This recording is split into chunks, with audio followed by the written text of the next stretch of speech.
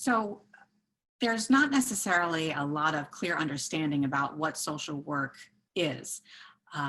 It's a broad term that has been used to describe a lot of different kinds of professional activities, which may or may not actually be true social work. So I'd like to tell you um, what social work is when it comes to a profession, and try and explain a little bit about how it differs from some of the other helping professions that you might choose to pursue as an undergraduate major, for example, psychology or sociology, or even teaching. So as a helping profession, social work attempts to connect people with the things that they need in their environment in order to live a meaningful and successful life. And so a big part of the way that we do that has been called by through using the dual perspective. Basically, what this means is that as social workers, we focus not only on what's going on with people in terms of their own personal factors, but we also look at the environment. Each of us lives in an environment that may meet or not meet all of our needs to some extent or another. And so we're constantly looking for ways to help people find the things that they need in order to live successful lives. So while we may be working with someone on getting them individual referrals, for example, to a service, we're also often looking at trying to expand or develop services in the community, so that our philosophy is the more resources that already exist for a person, the less they have to worry about whether or not they're going to have the things they need. So you will find us working on what we refer to as the micro, the meso, and the macro level. Micro meaning smallest, so working with an individual or with an individual family. Meso meaning that we often work with people in groups, for example, facilitating support groups or self-help groups. We work with communities. We are often trying to help communities mobilize to get better access to the things that they need. For example, a community that's concerned about rising crime rates or the lack of quality after school activities or childcare programs for their children. Those would all happen on the meso level. And then if we look at the macro or the largest levels, social workers are often engaged in things like working through the legislative process to try and get more funding allocated for important programs, to work on legislation that helps to combat discrimination or oppression faced by vulnerable populations in the community. So, we're constantly trying to work on all three levels so that we can help folks get the things that they need in the moment, but also be looking at the bigger picture so that hopefully there will be fewer people in the position to not have access to the things that they need. So while we're working using this dual perspective on multiple levels, we're also doing so in a wide variety of practice settings. I think there are a lot of stereotypes or images that people have about who social workers are and where they work. For example, when I ask this question to students who are new to the program, what do you think the typical social worker does? Or when you have an image of a social worker, what does that look like for you? Almost always, without fail, the majority of the class will first start talking about working with child protective services. So working in child welfare, working in the so-called welfare office, where people who are unemployed or homeless come to receive financial benefits. And really, those are only one small part of what we do as social workers. We work pretty much anywhere where people are present. And so we can think of it as working with people through all life stages, with individuals and couples who are hoping to have children, for example. So before conception even happens, up through the end of life. So thinking about, for example, hospice settings where people can receive care when they are at the end of their life. Perhaps they have a terminal illness, for example. And even after that person passes away, social workers are often instrumental in working with family members who are grieving through bereavement programs. So if you think about sort of cradle to grave and everything in between, you can find social workers playing a role in providing those services for people. We have social workers in positions who do most of their work in office settings, other people who visit clients in their homes and do most of their work right there on home visits. We have people working in institutions such as jails, prisons, schools, hospitals. It's a really broad profession, which is one of the things that I've always really loved about it. If you're someone who bores or tires easily with one setting or one population, you can easily go and find employment in something completely different. Because regardless of where you work or who you work with, the skill set is going to be very similar. So at the undergraduate level, getting the BSW, you're going to learn what we call generalist social work practice, which means that this is knowledge and this is a skill set that you will be able to use in virtually any setting where social workers work. At the MSW level, that's where people are able to really specialize in a particular field of practice. And so, for example, if you are someone who would like to someday provide mental health evaluation and treatment for clients, you would have to get a master's in social work to do that. So you would specialize in a clinical track in something like mental health, and then you would add to that generalist skill set. At the MSW level, you would find yourself perhaps in graduate programs with social workers who already have a bachelor's degree, or you would find that you're there with people from completely different undergraduate majors that would seemingly have very little to do with social work. Many people go on after the master's degree to get a doctoral degree in social work. And there are two basic degrees available for someone who wants to extend their education beyond the master's level. The DSW, the doctorate in social work or doctorate in social welfare, is a degree that essentially prepares someone for practice at the doctoral level. So these are social workers who would perhaps like to have a private practice providing clinical service, who would be supervising other social workers. And so it's basically one step beyond the MSW degree, but still with largely a practice orientation. This is as opposed to the PhD, which is Doctor of Philosophy in Social Work or Social Welfare, which prepares people generally for either social work education at a college or university, or even more so for research. So social workers are conducting research in all aspects of human behavior and needs that people have. So this is it's a profession where you can practice right out of undergraduate school with a bachelor's degree. Many students from our program, they get the bachelor's degree, they find work right away, and that's what they do for their entire career. Others do decide to go on for advanced degrees.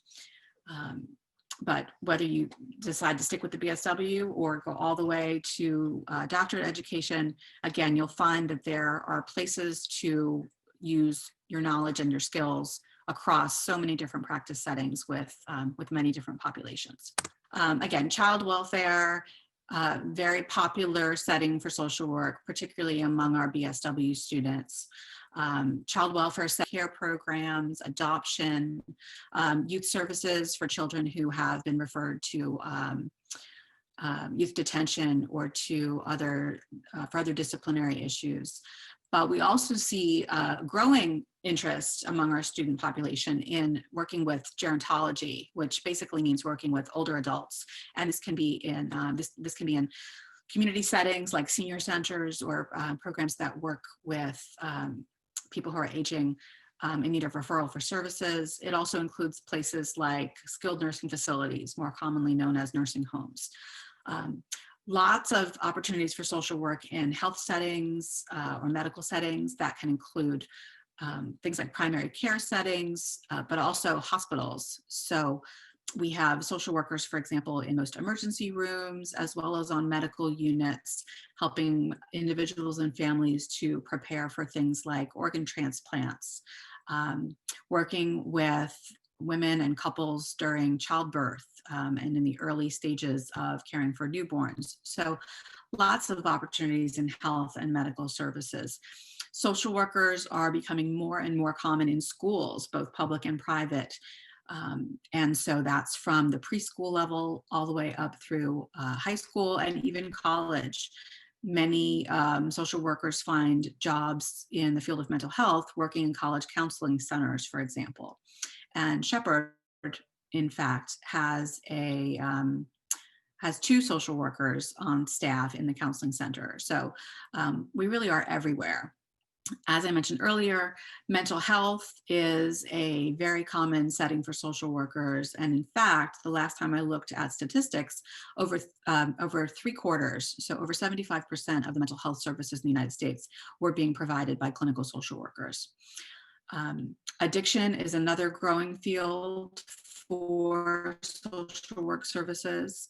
And we see that being provided by people with BSWs as well as MSWs. And finally, forensic settings, which means anywhere that social work intersects with criminal justice, those settings are becoming more and more popular for social work employment, in part due to legislative changes that have started to switch the focus from punishment and corrections to rehabilitation and treatment. So we're seeing a growing need for social work professionals in jails, prisons, but also community correctional programs, so-called alternatives to incarceration. So this is just a sampling of some of the practice settings that are available for social workers. There are others as well, which I have not included here. Including one that I find very interesting.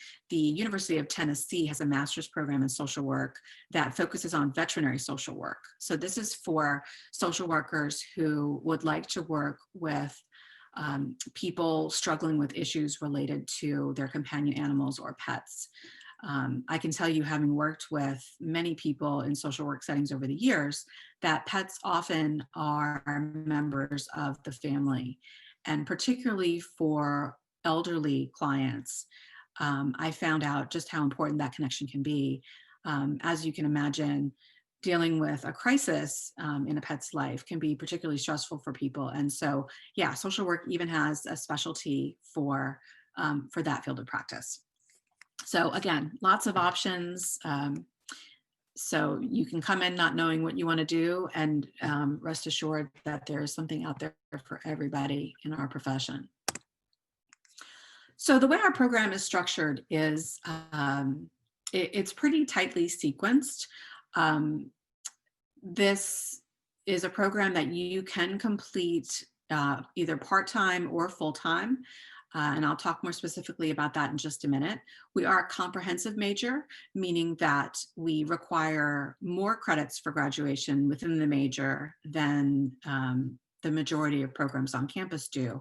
It also means that there is not a requirement for any minor. Now, some of our students do choose to do a minor in addition to their social work coursework. And that could be in anything from a minor in psychology, sociology, business. There's lots of different things that a student could choose to minor in. And some of those things fit really well with social work. For example, if a student is someone who wants to go on to have a private practice someday, then a minor in business might be a great preparation for being able to eventually run your own practice. So during the first year and most of the second year of study at Shepherd, most of our students focus on the university core curriculum because we really approach that as the foundation of your later social work education. So our students take all of the university core requirements by the time they're finished with the sophomore year, with the exception of a couple of the core classes that are completed in the major, for example, the capstone and the writing in the major. During the sophomore year, our students also take 2 what we call pre-professional courses, including Introduction to Social Work and a Community Service Learning class. And in that class, students will complete a 55-hour internship in one of our communities, one of our community agencies, where they have the opportunity to do some volunteer work and also to observe social workers in action. So that really helps you to get a better sense of what you will be doing as a practicing social worker. Starting with the junior year, our students complete their social work core courses. So these include courses where you will learn all the different skills that you will need to use as a social worker, from learning how to interact with clients, to do an assessment, how to interview people, how to make referrals to agencies in the community where a person might need to go get services, how to mediate conflict between people, how to facilitate groups, how to analyze different policies that impact people's ability to get the things they need, as well as a broad knowledge base that we will help you to build, ranging from everything from understanding human behavior, like child development, mental health issues, as well as the history of social welfare and social work in the United States. So looking at various social movements throughout history that have contributed to the environments that we live in today.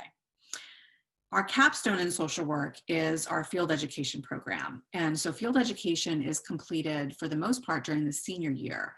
And that really is the only time that students need to be enrolled full-time.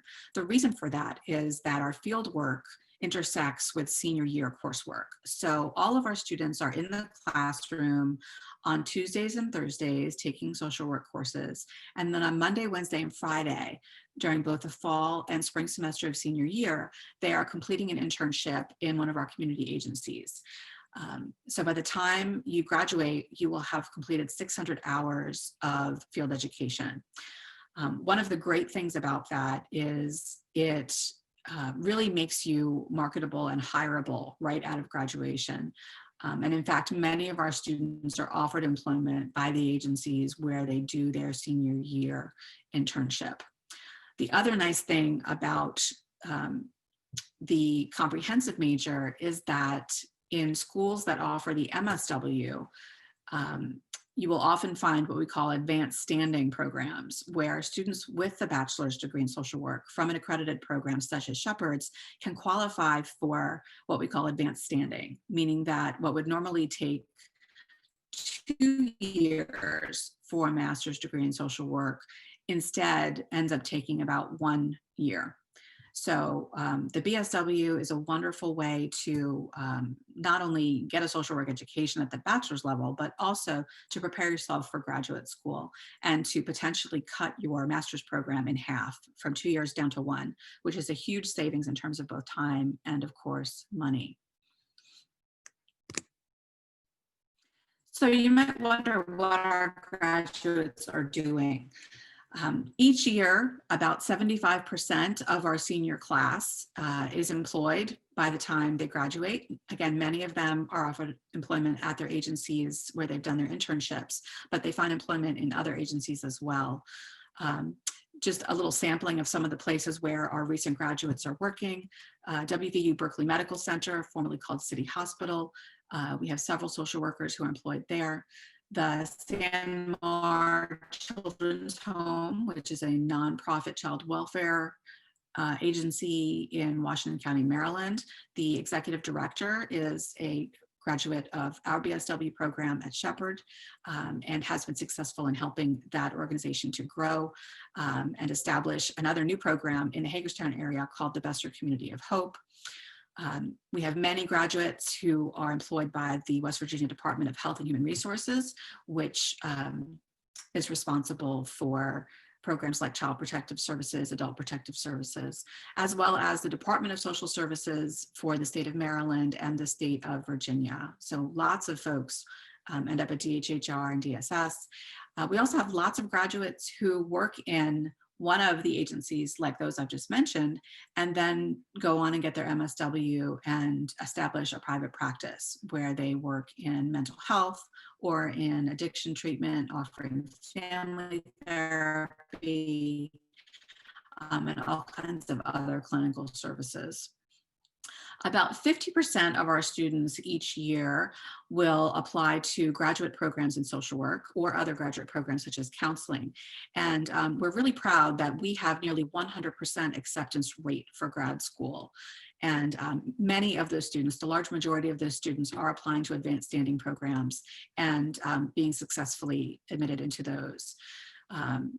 Again, lots of different graduate programs where our students have gone, but some of those, to mention a few, WVU, University of Maryland, Concord, Salisbury, as well as Columbia University in New York, Virginia Commonwealth University, Catholic. It's a long list. These are a few that I've decided to include because we've had multiple students recently enroll in these programs. So whether you're somebody who wants to go to work right away, or you want to decide to go right on for your master's degree, those are possibilities, and our students have been very successful upon graduation at following both of those paths. Some of our students also do both of these at the same time. They might, for example, be completing a part-time MSW program while they're employed. And one of the nice things to one of the things that they often look for in employment is employers who are able to provide tuition assistance, either partial or sometimes even full, for students to go on and get their master's degree while they're already employed by an agency. So some of the things that we do outside of the classroom, this is a picture of the Montgomery County Correctional Facility, which is in Boyds, Maryland. And I included the picture because we frequently take students on field trips to visit the correctional facility. It is a county level jail, and oftentimes this is the first time that our students have had the opportunity to visit a facility like this. There are lots of reality TV shows as well as different drama series that sort of sensationalize what incarceration is like, and we like to take the chance to have students see the real thing, because it's a great way to break down some of those stereotypes and myths that they might otherwise believe about incarceration. So many of the clients that we work with as social workers have either themselves been incarcerated or they have a family member or a loved one who has been. This is just one example of one of the field trips or out of the classroom kinds of experiences we try sort of a bigger picture to reflect on. This is Megan Ducey, who is one of our fairly recent graduates. And this is her doing her senior year internship at the Bester Community of Hope, one of the programs I mentioned minutes ago.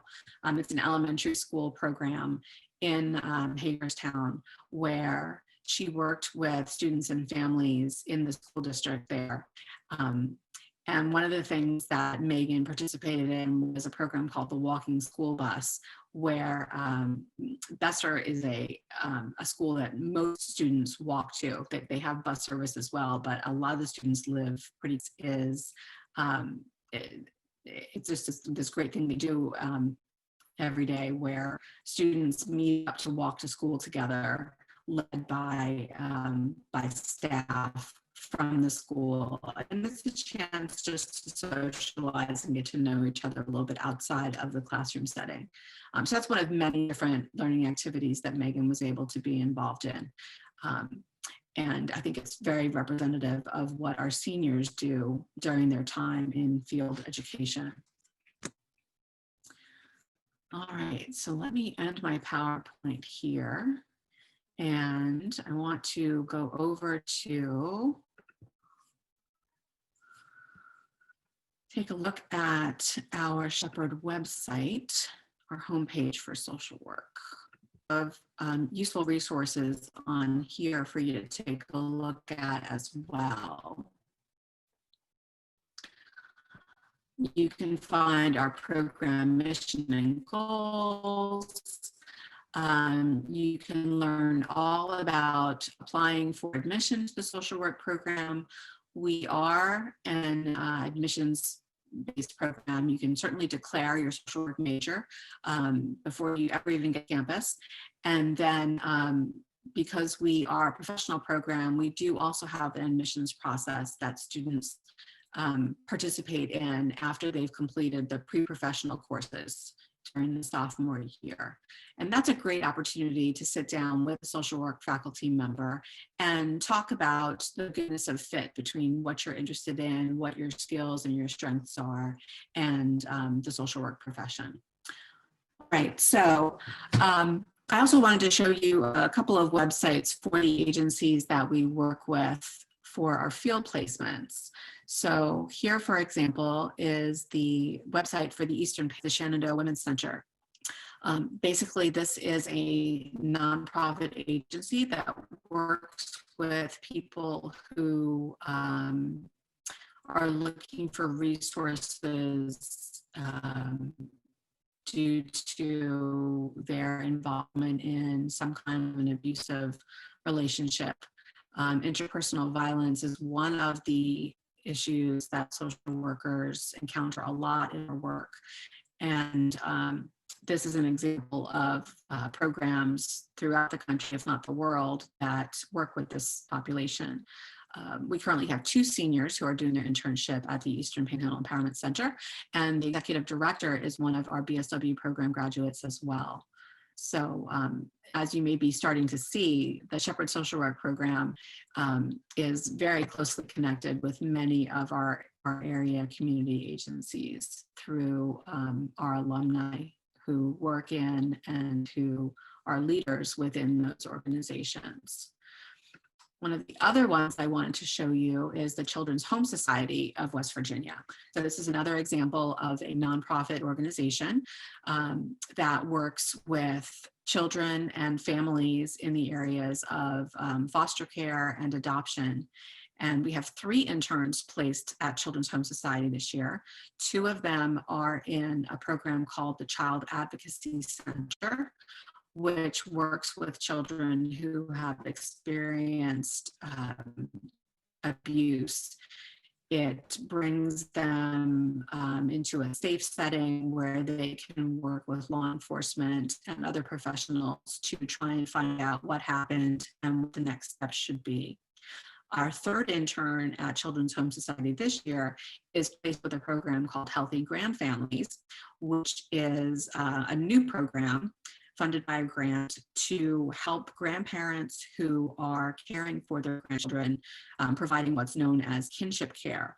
So when grandparents foster their grandchildren, it turns out this is, certainly it is foster care, but it's a very special kind of circumstance. And we've learned through the years, through research done by social workers, that grand families, as they're called, often experience than those encountered by foster families that are not related to the children they're fostering. So this is a nice example of a program that has grown out of research, finding that we could do more and we could do better for these folks. And so one of our interns is now having the opportunity to work with these grandparents and help them connected with, get them connected with the resources that they need. So one more thing I just wanted to mention before I'll stop is that we do have opportunities for students to study abroad.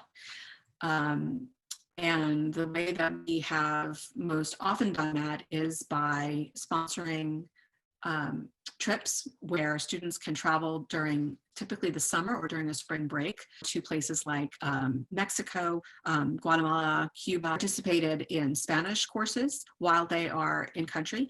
They also stay in the homes and they have the opportunity to provide services to the community through volunteer work with local agencies. So those are typically about 2-week-long experiences, and our goal is to really allow students to kind of become immersed in that local culture and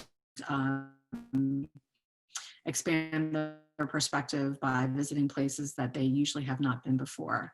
And that class is one that we call International Service Learning, and it typically replaces the community service learning class that students would take during their sophomore year on campus.